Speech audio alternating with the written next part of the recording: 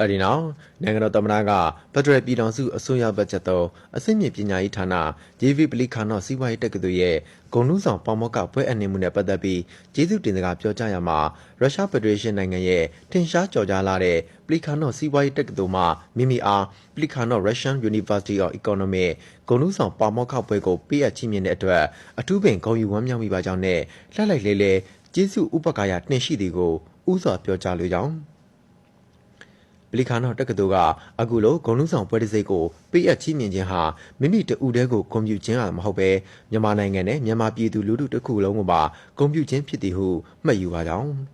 အခုဂုဏ်ထူးဆောင်ပေါမောက္ခပွဲဟာတဦးတစ်ယောက်ရဲ့အတိမတ်ပြုခံရမှုမျှတာမဟုတ်ပဲမြန်မာနိုင်ငံနဲ့ရုရှားဖက်ဒရေးရှင်းနိုင်ငံတို့အကြားပညာရေးသုတေသနနဲ့အနာဂတ်ရရှိဖွံ့ဖြိုးတိုးတက်ရေးဆိုင်ရာမဟာဗျူဟာမြောက်မိတ်ဖက်ပူးပေါင်းဆောင်ရွက်မှုများကိုပုံမှုခိုင်မာအောင်တည်ဆောက်သွားကြရန်တွန်းအားတရက်ပင်ဖြစ်ပါကြောင်းအခုပလီခါနော့တက္ကသိုလ်ဟာဒီကနေ့မှာတက်တန်းအဖြစ်119နှစ်တိုင်တည်ရှိခဲ့ပြီးနိုင်ငံပေါင်း85နိုင်ငံမှနိုင်ငံတကာကျောင်းသားများအပါအဝင်ကျောင်းသားကျောင်းသူပေါင်း14000ကျော်ကိုမွေးထုတ်ပေးခဲ့တယ်လို့သိရှိရပါကြောင်းနိုင်ငံတကာနဲ့ပညာရေးဆိုင်ရာချိတ်ဆက်မှုများခိုင်မာအားကောင်းစေရန်အတွက်အမြဲကြိုးပမ်းဆောင်ရွက်လျက်ရှိပြီးထင်ရှားတဲ့ကမ္ဘာနိုင်ငံရေးခေါင်းဆောင်များပညာရှင်များကိုဂုဏ်ထူးဆောင်ပွဲများချီးမြှင့်ခဲ့ရုံသာမကထူးချွန်ထက်မြက်တဲ့ခေါင်းဆောင်များကိုမွေးထုတ်ပေးခဲ့တဲ့တက္ကသိုလ်ကြီးဖြစ်ရာအခုလိုမိမိအနေနဲ့လည်းအစိတ်ပိုင်းတစ်ခုအဖြစ်ပေါဝင်ခွင့်ရတဲ့အတွက်များစွာဂုဏ်ယူမိပါကြောင်းအခုလိုဂုဏ်ထူးဆောင်ပေါမောက္ခပွဲအပ်နှင်းမှုဟာမြန်မာနိုင်ငံနဲ့ရုရှားနိုင်ငံတို့အကြားနှစ်ကာလကြာရှည်စွာတည်ရှိနေခဲ့တဲ့ချစ်ကြည်ရင်းနှီးတဲ့နှစ်နိုင်ငံဆက်ဆံရေးပူးပေါင်းဆောင်ရွက်မှုများနဲ့နှစ်နိုင်ငံပြည်သူများအကြားနှွေးထွေးတဲ့တန်ရောစင်ကိုပုံမခိုင်မာစေမဲ့ပြရုပ်တစ်ခုလည်းဖြစ်ပါကြောင်းမြန်မာရုရှားဆက်ဆံရေးဟာ1948ခုနှစ်ဖေဖော်ဝါရီလ18ရက်နေ့မှာတန်တမန်ဆက်ဆံရေးထူထောင်ခဲ့ပြီး2023ခုနှစ်မှာ85နှစ်ပြည့်မြောက်ခဲ့ပြီးဖြစ်ပါကြောင်းတမိုင်းကြောင်တခြားနှစ်နိုင်ငံအကြားချစ်ကြည်ရင်းနှီးတဲ့ဆက်ဆံရေးနဲ့နှိကက်တဲ့ပူးပေါင်းဆောင်ရွက်မှုများကိုထူထောင်ထားရှိနိုင်ခဲ့ရုံသာမကပုံမနှဆိုင်တဲ့စီးပွားရေးနည်းပညာနဲ့ကဏ္ဍစုံမဟာဗျူဟာမြောက်ပူးပေါင်းဆောင်ရွက်မှုအဆင့်သို့တက်လှမ်းနိုင်ခဲ့ပြီးဖြစ်ပါကြောင်း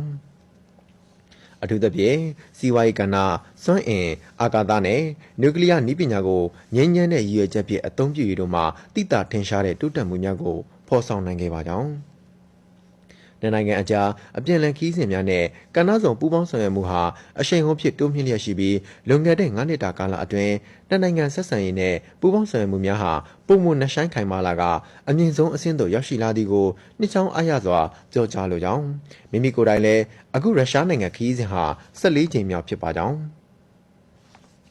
ဒါအပြင်မြန်မာနိုင်ငံရဲ့အနာဂတ်ကိုပိုင်ဆိုးကြမဲ့မျိုးဆက်သစ်မြန်မာနိုင်ငံသားလူငယ်လူရွယ်များရဲ့အသိပညာအတတ်ပညာများပုံမှုတိုးတက်ပြည့်စုံစေရေးအတွက်ရုရှားနိုင်ငံအပါအဝင်ပြည်ပသို့ပညာတော်သင်များဈေးလိုလျက်ရှိပါကြောင်း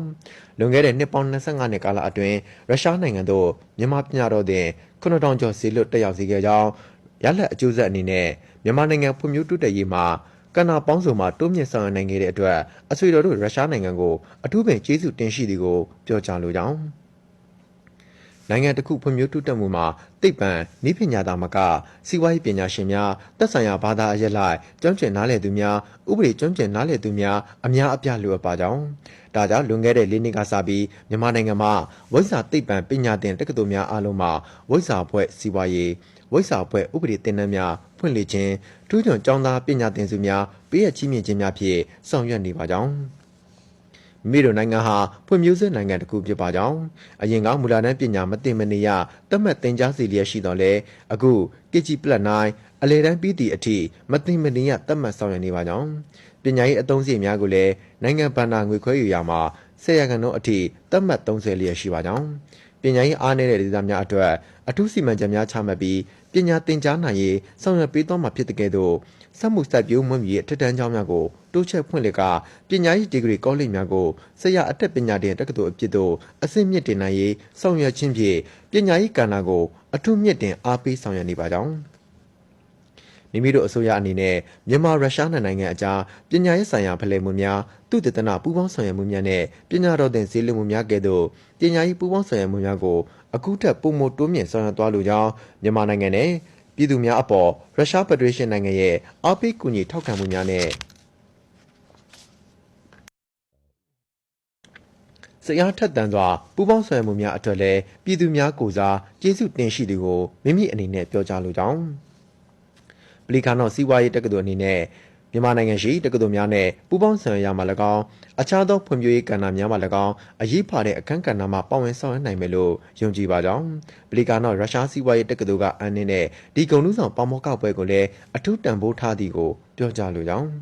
ပလီကာနော့ရုရှားစီးပွားရေးတက္ကသိုလ်ကြီးဆက်လက်တိုးတက်အောင်မြင်ပါစေကြောင်းနဲ့မြန်မာရုရှားချစ်ကြည်ရေးအတွန်းရှည်တည်တံ့စေရန်စုမှုကောင်းတောင်းပန်ကြောင်းဖြင့်ကြော်ကြားခဲ့ပါတယ်